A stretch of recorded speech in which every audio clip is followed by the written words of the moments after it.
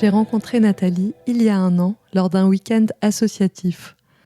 Quand j'ai décidé de créer ce podcast quelques mois plus tard, j'ai tout de suite pensé à elle. Et avec elle commencent les interviews de voix anonymes. Et oui, il n'y a pas besoin d'avoir écrit un livre pour passer à mon micro. Mon objectif, c'est de vous proposer une diversité de témoignages, de voix qui s'élèvent sur ces sujets de la foi, de l'amour et de la sexualité, qu'il n'est pas facile d'aborder séparément, encore moins ensemble et encore moins dans un micro. Je remercie donc Nathalie pour sa confiance et vous laisse sans plus tarder avec son histoire.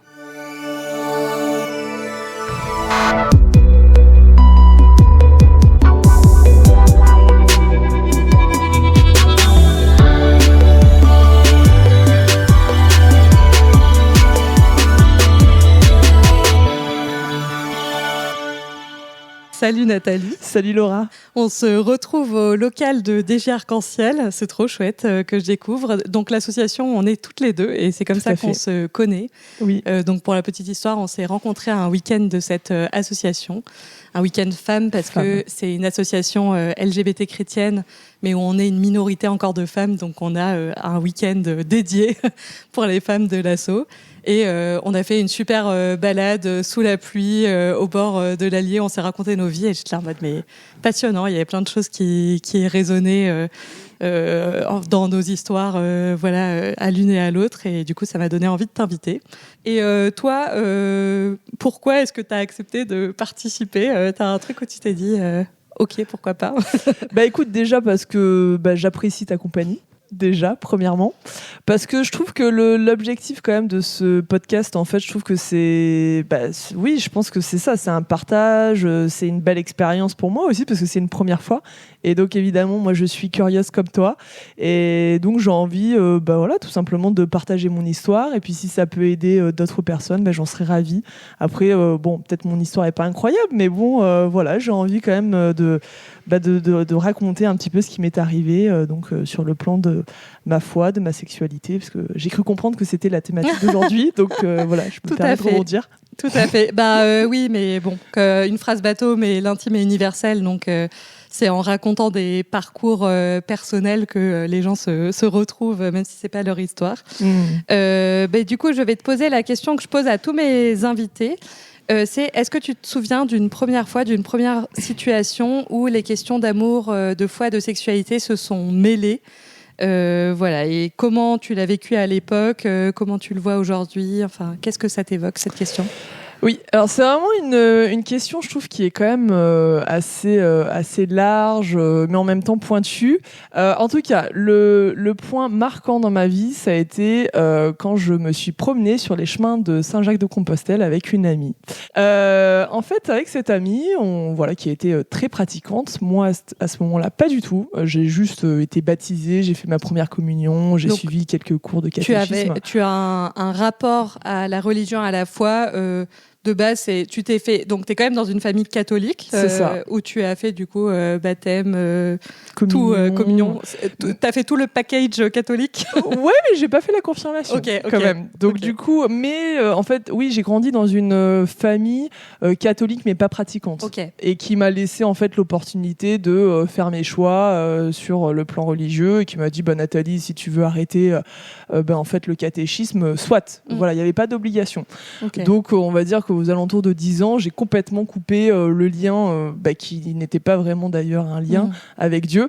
Il n'était pas vraiment existant. Et donc, à l'âge de... donc, c'était 32 ans. Je me vois donc partir avec cette amie sur les chemins de Saint-Jacques-de-Compostelle. Évidemment, moi, j'y allais pour...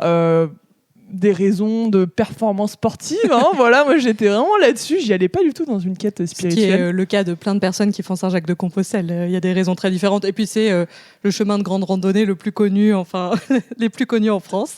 Donc toi tu y allais pour le sport, pour la rando, sport, pour les beaux paysages. Elle, pour le coup, elle y allait pour d'autres raisons, puisque très pratiquante, voilà. Et elle me disait aussi qu'elle avait besoin de un petit peu régler des problèmes qu'elle aurait avec les hommes, qu'elle voilà, elle était célibataire à ce moment-là, elle avait besoin d'un renouveau, de demander à Dieu son aide pour rencontrer l'homme de sa vie, etc., qu'elle avait besoin de prier. Elle aussi, elle avait la trentaine, donc en plus à un âge sensible sur le fait de la mise en couple dans le monde chrétien et en dehors. Elle était même un peu plus âgée, 35 ans. Elle a 50 plus que moi, donc même 37 même, tu vois. Donc bon. Sujet un peu touchy. Bon, et puis voilà, nous partons sur les chemins de Saint-Jacques-de-Compostelle. Tout se passe très bien.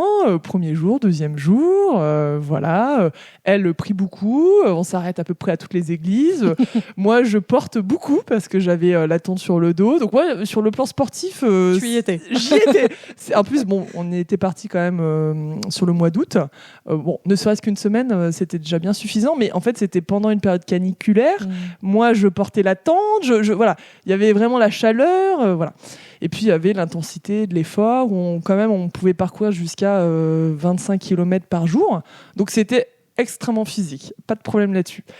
Et donc au milieu du séjour, nous sommes donc dans un, comment on appelle ça, un refuge pour pèlerins, très bien, un soir. Et là, on fait la rencontre de... Et je vois au loin cet homme s'avancer, et je sais pas pourquoi, mais vraiment révélation. Dans ma tête, je me suis dit, c'est pour... Voilà. Et c'est marrant, c'est une sorte de coup de foudre amoureux, mais par procuration, genre pour quelqu'un d'autre, quoi. Complètement insensé. Mais je saurais même pas dire, en fait, comment je sais pas, je l'ai ressenti, voilà. Et donc du coup, ce qui se passe, c'est que nous partageons un repas, la soirée. Je vois qu'il se rapproche évidemment, et là, je commence à me dire, je vais tenir la chandelle. C'est magnifique sur les chemins de Saint-Jacques-de-Compostelle. Voilà. Et donc du coup, sur la fin du séjour. C'est vrai que voilà, ils se sont rapprochés. Moi, j'étais un petit peu à côté. Alors, ils m'incluaient quand même dans les échanges. Il n'y avait pas de sujet. Mais c'est vrai que quand même, je me sentais un petit peu seule. Et j'étais complètement muette. Voilà, sur les 3 derniers jours des chemins les chemins de Saint-Jacques-de-Compostelle, j'étais muette et j'avais l'impression que voilà, j'avais je sais pas, une sorte de rapprochement spirituel, d'une force. Je pourrais même pas dire ce que c'était vraiment. Je découvrais quoi. Bon, j'ai compris plus tard que c'était Dieu évidemment qui me tirait par la manche. Et donc j'ai eu besoin à la fin du séjour de beaucoup écrire sur ce que les chemins m'avaient apporté, ce que j'avais compris. Et en fait, c'était ce qui s'en est dégagé, c'était une feuille de route de vie, vraiment. Okay. Que tu as relu depuis ? Que j'ai relu pas mal de fois. Et à chaque fois, tu te dis, c'est hyper, toujours à jour, en tout cas, ça te parle toujours, quoi. C'est toujours d'actualité. Ok. Complètement, c'est incroyable. Ça peut être des trucs bêtes, ça peut être juste continuer le sport, continuer à bien manger, et il y avait donc aussi un point sur se rapprocher de Dieu, quand même. Et donc c'est ce que j'essaye de faire, et donc entre-temps j'ai demandé la confirmation, voilà, que j'ai eue à la cathédrale d'Orléans, donc j'en suis vraiment très honorée.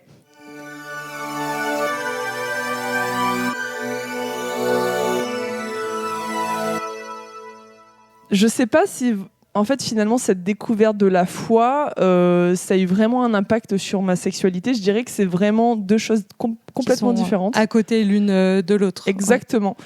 Mais en fait, c'est rigolo, parce que peut-être quelques mois après les chemins de Saint-Jacques, en fait, j'ai fait la rencontre donc d'une fille dont je suis évidemment tombée amoureuse. Alors quand je dis évidemment, c'est parce que c'était pas la première fois que ça m'arrivait, mais que j'étais dans un déni vraiment très important, je dirais. Donc tu as commencé toute ta vingtaine, ton adolescence vingtaine, en tout cas à partir du moment où tu as commencé à dater, à sortir avec des gens, à avoir des histoires, c'était toujours avec des mecs. Tout à fait. Voilà, il n'y avait pas autre chose, quoi, à ce moment-là. Oui. Bah, j'ai commencé en effet à sortir avec des garçons, comme tout le monde à l'adolescence, comme la plupart des gens, jusqu'à mes 30 ans. Bon, le seul quand même fait marquant, c'est que donc j'étais tombée amoureuse d'une fille à mes 18 ans. Mais c'était un contexte un peu particulier parce que j'étais en internat, j'avais eu une perte familiale. Donc, je me disais que c'était juste passager, hein, évidemment. Bon, j'ai quand même mis 3 ans à me remettre de cette histoire amoureuse. Cette histoire passagère. Passagère de 3 ans, quand même. Bon. Et puis, en fait, et après ces 3 ans, enfin, tu t'es dit non, ça n'a jamais existé. Ça n'a jamais existé. Sortons avec des garçons et puis exactement. hop. Exactement. Et puis, au vu de mon métier, on va dire que c'est pas hyper LGBT friendly. Donc, je sais pas si je peux en parler. C'est à toi de décider. Moi, je suis militaire, donc c'est vrai que c'est pas un milieu très ouvert sur la question. Donc, voilà. Et puis, avec aussi un contexte familial, pas forcément aussi très, comment je pourrais dire ça, ouvert sur la question. Donc j'ai préféré me tourner uniquement vers les hommes. Et en même temps, Saint-Jacques, tu es là avec cette copine qui a très envie de trouver l'amour, de se mettre dans un couple et tout. Tu la vois être sur ce chemin-là. Toi aussi, tu as la trentaine à ce moment-là.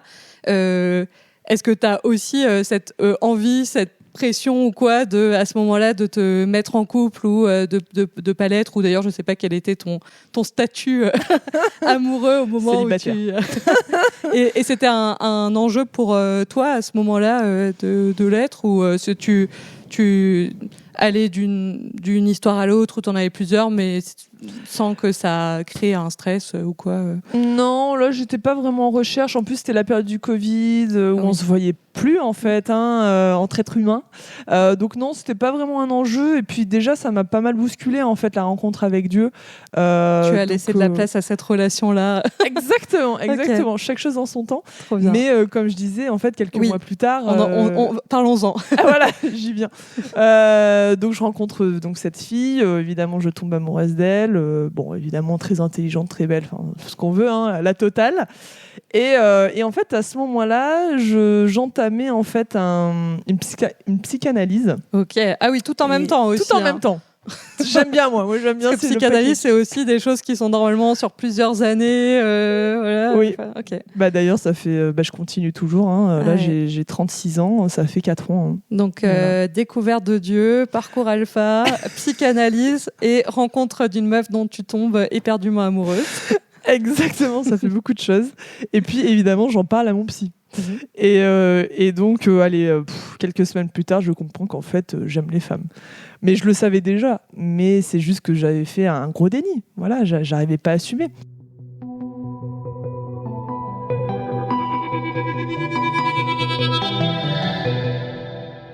Ça a été vraiment un poids au début.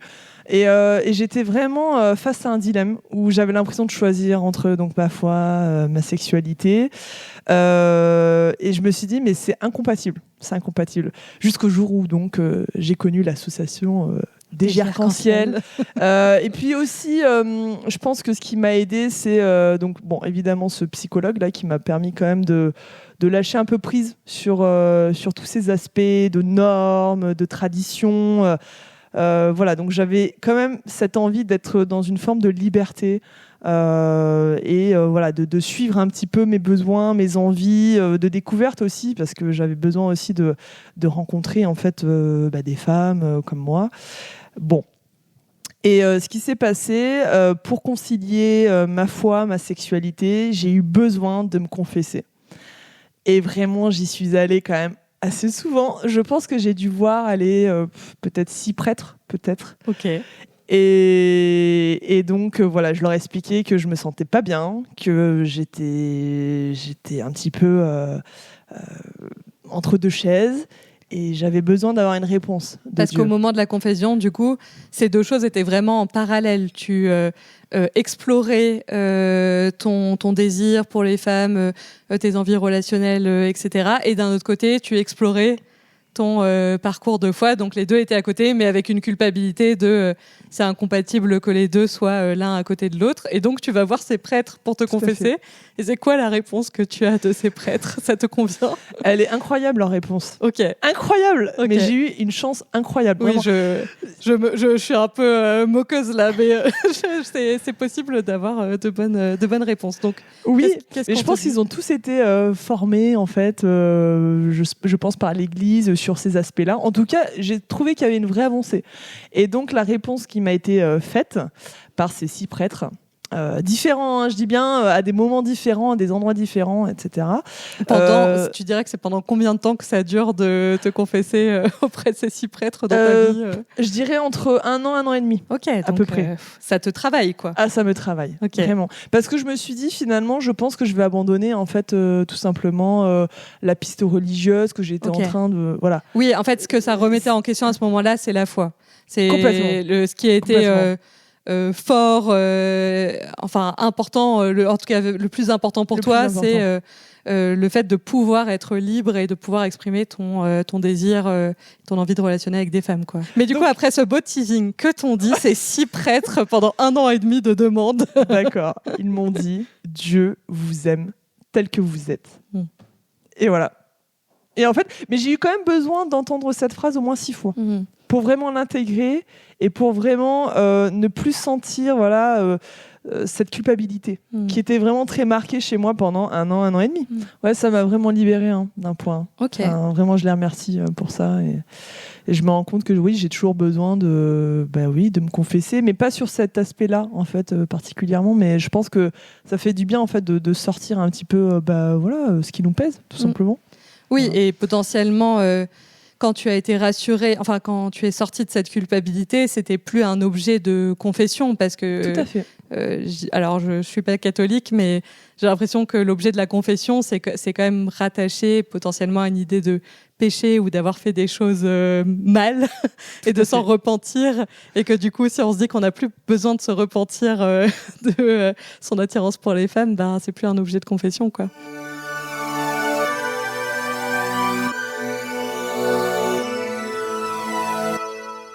Mais franchement, parlons des JMJ, parce qu'en moment marquant de foi qui fait que tu t'es dit, je vais peut-être pas jeter le bébé avec l'eau du bain de cette double identité qui me taraude, ben, cet élément, il a été hyper fort pour toi. Donc, je veux bien que tu me le racontes. Ça va être assez rapide, hein. Donc je me trouvais au JMJ. Donc là, c'est quand temporellement par rapport à ces chemins de Saint-Jacques et tout Donc c'était 3 ans plus tard. 3 ans plus tard. Et donc je me retrouve au JMJ, Journée mondiale de la jeunesse à Lisbonne. Donc j'ai 34 ans à ce moment-là. Donc on sait que c'est ouvert en fait aux jeunes de mémoire jusqu'à l'âge de 35 ans, de 18 à 35 ans me semble-t-il. Et donc je me dis oulala, tu es une vieille jeune. Je suis une vieille jeune. C'est ça, c'est la dernière année. Et donc je savais que ça allait être mes derniers JMJ, première et dernière JMJ. Et donc c'était incroyable, hein, évidemment. Donc tu as des conférences, des adorations, des messes, des spectacles, des concerts. C'était incroyable. Donc j'ai passé ma semaine avec 2 petits jeunes, des vrais jeunes qui avaient 18 ans. Bon, voilà, j'ai toujours d'ailleurs un contact via WhatsApp avec eux. Et donc on arrive sur la dernière journée où le pape est censé donc parler pour clôturer donc ces JMJ. Bon, et puis à ce moment-là, on nous explique que le pape va arriver en papa mobile. Ça me fait toujours mourir de rire comme non. Moi aussi, j'adore. J'ai toujours l'impression que c'est un peu un truc de Playmobil, tu sais. Enfin, que c'est un jouet, quoi. Mais oui, c'est tout petit en fait finalement. En plus, donc ça marche. Ça marche, exactement. Donc le pape va arriver en papa mobile. Le pape va arriver, bon très bien, il était vers les 20h, moi j'avais très très faim, et puis bon, mes 2 comparses me disaient, oui, il va passer pas très loin de nous. Je dis, attendez, on est des millions, il n'y a aucune chance qu'il passe à notre niveau, enfin voilà, laissez-moi manger mon pâté. Donc du coup, je mangeais mon pâté, tout se passait bien, et puis on commence à voir des gyrophares au loin, on se dit, oulala, qu'est-ce qui se passe? Bon, j'y crois pas, encore une fois, hein. On était des millions. Bon, et puis là, on commence à bouger, à s'exciter. Je me dis, oulala, il va peut-être falloir que je finisse mon repas. Et donc, à ce moment-là, je me lève et en effet, je croise en fait tout simplement le regard du pape. Voilà. Tu croises le regard du pape. Exactement. Exactement. Et là, en fait, honnêtement, je sais pas, je saurais pas l'expliquer, mais je fonds en larmes. Je fonds en larmes d'émotion. Je suis heureuse comme jamais. Je suis vraiment touchée en fait, tout simplement. Et là, je me dis non, je peux pas abandonner comme ça ma foi, en fait. C'est pas possible. Ça, c'était ce moment où tu vas au JMJ, ça, c'est en même temps, niveau temporalité, que ces moments où tu te confesses, ou en tout cas où tu sais que... Tout à fait. D'ailleurs, je m'étais confessée au JMJ sur cet aspect-là, ah oui, justement. Donc, c'était un déci prêtre, pas pape. Ça fait beaucoup de pape. Tout à fait. Ok. Tout à fait. Oui, donc à un moment où vraiment tu te poses la question, là tu vois le pape, c'est hyper fort. C'est un autre. Tu as des grandes révélations de foi dans ton, dans ton parcours. Mais je trouve, en fait, encore une fois, je me sens extrêmement chanceuse. Mais je me rends compte que aussi, si c'est pas fort, en fait, ça me bouscule pas et donc il se passe rien. Et donc je pense que Dieu l'a bien compris. Oui, tu as besoin de cette. Oui, ça, j'y crois beaucoup à l'idée que Dieu nous parle de la manière dont on a besoin de l'entendre, quoi. Enfin, et que vu que tu es une personne qui a besoin d'intensité, voilà, c'est aussi ça. Qu'il y a comme écho, quoi. Enfin... Tu m'as bien cerné. Et puis, à un moment donné, je pense aussi à l'intensité dans le fait que là, tu es dans des tiraillements du coup très forts avec cette question d'attirance pour les femmes et que du coup, cette intensité, elle s'explique aussi dans ce contexte-là où tu es en train de te dire peut-être que la foi et le catholicisme, c'est pas pour moi parce que ça m'empêche d'être qui je suis, quoi. Ok. Donc là, c'est une autre réassurance. Complètement, oui, complètement, parce qu'après les JMJ, donc j'ai demandé à être confirmée. Donc ça, c'était l'an dernier, donc j'avais 35 ans. Et en fait, là, c'était vraiment l'aboutissement en fait de ces 3 années, on va dire, de chemin de foi. Voilà, tout simplement. Donc 3-4 années même d'ailleurs. Et donc oui, maintenant il n'y a plus de sujet. En fait, il n'y a plus de choix entre ma sexualité, ma foi. Enfin, je veux dire, je suis très alignée vis-à-vis de ça, et d'autant plus avec donc l'association DG Arc-en-Ciel. J'ai rencontré donc l'asso DG Arc-en-Ciel, enfin un membre de l'asso DG Arc-en-Ciel à la Marche des Fiertés à Orléans. Donc c'était il y a maintenant plus d'1 an. J'en avais déjà un petit peu entendu parler de l'association, mais à l'époque ça s'appelait David et Jonathan, et je pensais que c'était vraiment uniquement pour les hommes homosexuels, voilà. Et donc j'ai cru comprendre avec justement le fait de changer de nom, j'ai compris qu'à ce moment-là c'était DG Arc-en-Ciel et que c'était ouvert aux femmes. Donc voilà, c'est comme ça que j'ai connu l'association DG Arc-en-Ciel, et donc j'en ai profité pour aller donc à un week-end de femmes où je t'ai rencontré, Laura, et évidemment j'ai besoin d'un endroit pour voilà, tout simplement mêler ces 2 pans de ma vie qui sont quand même très importants, ma foi et ma sexualité. Malheureusement à Orléans, je ne peux pas vivre, on va dire, cette foi et cette sexualité, on va dire, je dirais librement entre guillemets, parce que voilà, c'est plutôt des groupes un peu plus traditionnels, et l'association DG Arc-en-Ciel n'est pas vraiment présente à Orléans, elle est plus présente à Tours, à Paris.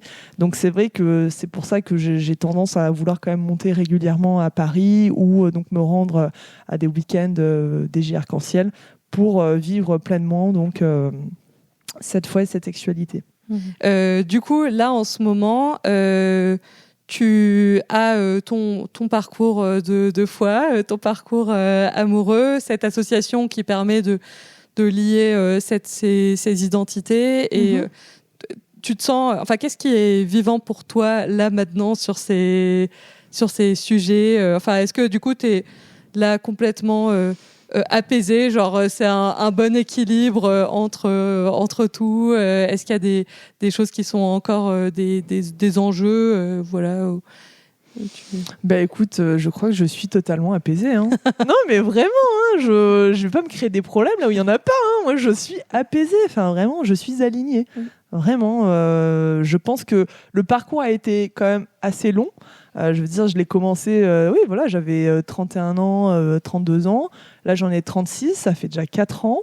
Moi, je pense que c'est bien assez. Enfin, vraiment, moi, je suis très contente du parcours que j'ai pu avoir. J'ai rencontré des gens extraordinaires qui m'ont permis, voilà, aussi de me libérer aussi sur la partie sexualité, hein, parce que j'ai quand même fait mon coming out, hein, évidemment. Ça n'a pas été... une mince affaire au début, finalement. Bon, ça a été très bien accepté par mes amis, ma famille, et aussi de faire comprendre aux proches, voilà, je suis catholique et je suis homosexuelle. Exactement. Mais là, moi, j'ai eu quelqu'un dans mon entourage qui m'a dit « Mais t'as complètement pété un câble, hein, la fille. Qu'est-ce qui t'arrive, hein ?» Mais il y avait plus des interrogations qu'un vrai rejet. vraiment. Donc, en fait, ça passe par de la pédagogie, expliquer le pourquoi du comment, qu'est-ce qui s'est passé, et donc raconter l'histoire que je suis en train de raconter aujourd'hui, finalement. Et les gens comprennent. Ouais, en fait, ce que j'entends, comprends, c'est qu'il y a eu ces 3 années quand même difficiles, et tout ce temps, c'est 1 an et demi de confession où tu étais vraiment tiraillé de toi à toi-même avec ça, mais qu'une fois que tu t'es apaisé, que tu as eu des révélations, des confirmations, des choses qui t'ont fait te dire mais en fait c'est bon, je peux être et catholique et homosexuel. La suite a été facile, quoi. Une fois que ce parcours intérieur était fait et que toi tu as été apaisé avec toi-même, après c'est aller dans cette direction-là et les challenges ont été plus intérieurs qu'extérieurs, en fait. Du coup, ça a été OK avec des amis de la famille. Enfin, ça veut pas dire que c'est simple et que... Enfin, voilà, ce mec qui a des interrogations dans ta famille, Oui, en fait, je pense que tu as tout dit. En fait, c'est vraiment un chemin intérieur. Et après, tu es presque soulagé, en fait, d'en faire part à ton entourage. Et c'est facile. Finalement, c'est facile et tu as envie de partager cette joie, de dire voilà, j'ai compris qui j'étais et j'ai compris aussi que j'aimais Dieu et en fait c'est que du bonheur. Donc vraiment moi j'ai eu quand même, à part donc cette personne qui m'a posé des questions, mais honnêtement c'était pas vraiment en plus difficile finalement, j'ai eu que des retours positifs et alors ça fait vraiment un peu happy end, un peu mais c'est vraiment le cas. Et je pense qu'aussi on est quand même dans une génération, enfin moi mon entourage évidemment c'est des personnes de 30 ans et puis même ma famille, je trouve qu'ils sont assez ouverts quand même finalement sur la question et ça a été un peu presque une anecdote, quoi. Hein. Je m'attendais, je savais que ça allait être facile, mais pas à ce point-là. J'ai cette chance. Trop bien. Je trouve ça hyper inspirant et je ressens vraiment cette question de soulagement. À un moment, t'es là, tu t'es fait tous ces nœuds au cerveau qui sont... je dis pas que c'est une question personnelle, parce que ces nœuds au cerveau, ils sont structurels. Enfin, je veux dire, si l'Église... le monde était plus acceptant qu'il l'est, tu aurais pas eu peut-être tout ce temps à se dire qu'il fallait choisir entre les deux, mais que du soulagement d'être là en mode mais je peux être qui je suis et le dire aux autres, et en plus de voir dans ton cas que ce que ça crée, c'est pas des grands drames ou même forcément de grandes discussions, et que ça peut aussi parfois être simple, quoi. Complètement. Non, mais je veux dire, quand j'ai fait mon annonce de coming out, je pensais que vraiment les gens allaient, je sais pas, me regarder avec des yeux ronds, qu'ils allaient avoir des superlatifs. Non, mais tout le monde m'a dit très bien. Voilà. Bon, allez, on passe à autre chose. Presque c'était vraiment quelque chose de très, très simple. Pas tout le monde s'en foutait, mais presque. Voilà. Ok. Bon, merci beaucoup. Est-ce que tu as des choses à rajouter, des choses dont on n'aurait pas parlé là dans cette conversation sur ton présent, ton passé, ces liens d'amour, de sexualité et de foi Je pense que c'est déjà pas mal, quand même, hein. Je pense que c'est déjà pas mal. Non, vraiment, je pense qu'on a fait le tour, Laura. Trop bien. C'est super. Dans ce cas, je vais te poser la dernière question que je pose aussi à tous mes invités, qui est réflexive sur notre interview, notre échange. C'est de te demander et de me demander avec quoi on ressort de cette interview, quoi. Est-ce qu'il y a une chose avec laquelle on se ressort, où ça nous a fait réfléchir à quelque chose ou rappeler quelque chose, et que on ressort avec une idée, ce serait quoi? Écoute, personnellement, moi je trouve mon parcours très, très beau, très riche. Moi j'en suis très fière. Je sais pas ce que je pourrais dire de plus. Non, vraiment, je trouve que ça fait du bien en fait finalement de regarder dans le rétroviseur et de se dire waouh, mais quel chemin parcouru! Quel chemin parcouru! C'est incroyable. Mais encore une fois, c'est un chemin spirituel, intérieur, psychologique. C'est se poser des questions, c'est d'avoir des doutes, c'est de se dire mince, est-ce que là je fais pas quelque chose de mal, et puis finalement non, mais j'ai besoin de répondre à mes besoins. Enfin, c'est beaucoup d'interrogations, c'est des changements structurels dans sa vie, hein, c'est sûr. Et puis on va un petit peu à l'encontre des normes sociétales, on se dit ah là là, mais est-ce que je suis pas en train de perdre la tête, hein? Il y a vraiment tout plein de bousculements intérieurs, et finalement je me rends compte que maintenant je suis apaisée, je l'ai dit tout à l'heure, je suis alignée, Et je suis très très fière de mon parcours, et puis qui est quand même assez atypique. Moi, je mesure quand même 1m87, je suis homosexuelle, catholique, militaire. Ça fait beaucoup de choses. C'est pas mal. C'est pas mal déjà. Mais finalement, je trouve que c'est ma force aussi, mon originalité, ce parcours qui est lui aussi original. Pourquoi pas, en fait, ça colle. Et en fait, je me sens bien comme ça. Trop bien. Merci beaucoup. Et de mon côté, un truc qui m'a vraiment parlé, c'est ce soulagement d'être soi, quoi. Ça me parle dans mes projets créatifs aussi, qu'au début, ce podcast, maintenant j'ai mon prénom et mon nom de famille, alors que dans mon autre podcast, j'étais à la base sous pseudo, je montrais pas ma tête. Enfin, il y a eu plein de moments dans le fait de me présenter comme je suis et de montrer qui je suis, où j'ai eu hyper peur quand même du regard des autres ou des conséquences ou de ce que ça pourrait faire, et comment je me suis sentie soulagée quand le temps passant, l'expérience passant, comme dit, de traverser tous ces doutes, ces questionnements, d'avoir des confirmations et tout, je me suis dit mais en fait je peux être moi, en fait, et je peux m'appeler Laura Pires et je peux montrer mon visage et je peux le mettre sur mon LinkedIn que je fais ces projets et je peux exister en tant que femme chrétienne, bi, polyamoureuse, enfin voilà, et plein d'autres dénominatifs. Et vraiment, je ressens vraiment ce soulagement d'être soi, où des fois, même si ça a plein d'autres conséquences, et je les nie pas, ça veut pas dire que c'est facile d'être soi, mais combien je trouvais ça plus fatigant de devoir me cacher, d'avoir des doubles vies, plutôt que des conséquences d'être soi. En fait, je préfère gérer les conséquences d'être moi que de ne pas l'être et de devoir être tiraillée avec ça, quoi. Donc ça me parle beaucoup, donc merci. C'est très parlant ce que tu dis. Ah ouais, vraiment. Merci beaucoup, Nathalie. Merci, Laura. Ça m'a vraiment fait plaisir, merci beaucoup, notre discussion.